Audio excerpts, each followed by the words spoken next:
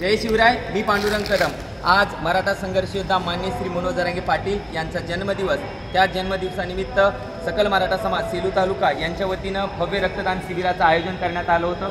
आपण पाहिलं असाल की सेलू शहर आणि सेलू तालुक्यातील मराठा बांधव त्याचबरोबर इतर समाजातील बांधवसुद्धा या रक्तदान शिबिरामध्ये सहभागी झालेले आहेत. आपले बंधू आहेत. काय नाव आहे बंधू तुमचं?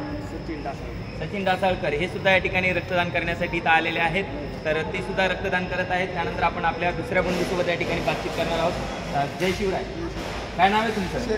शेख अनीस. तर तुम्ही आज दादांच्या वाढदिवसानिमित्त या ठिकाणी रक्तदान करत आहात. कसं वाटतंय तुम्हाला? चांगलं वाटतं. हे खास दादांच्या दादांच्या वाढदिवसासाठी मी देवलो रक्त.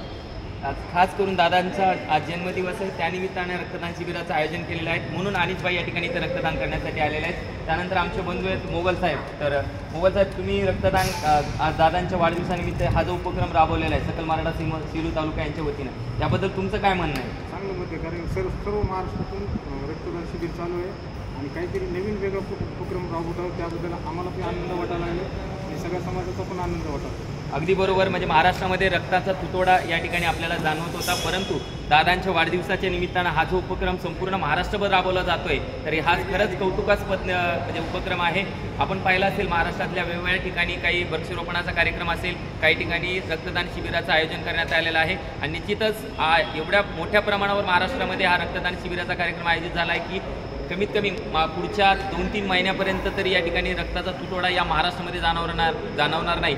एवढं मोठं रक्तदान शिबिर आज मराठा संघर्ष योद्धा मान्य श्री मनोज जरांगे पाटील यांच्या वाढदिवसाच्या निमित्ताने एक आयोजित करण्यात आलेलं आहे. आपण पाहिलं असेल. काय नाव आहे बंधू तुमचं? सचिन वाडेकर. सचिन वाडेकर. सर, इकडे सेलू शहरामधले का ग्रामीण गोहेगाववरनं या ठिकाणी आलेले आहेत. आपण पाहिलं असेल ग्रामीणमधले मराठा बांधव असतील, त्याचबरोबर सेलू शहरामधले सुद्धा मराठा बांधव असतील, ते सुद्धा मोठ्या संख्येने या ठिकाणी इथं उपस्थित आहेत. त्याच्यानंतर आपण दुसऱ्या बंधूसोबत या ठिकाणी बातचीत. काय नाव आहे बंधू?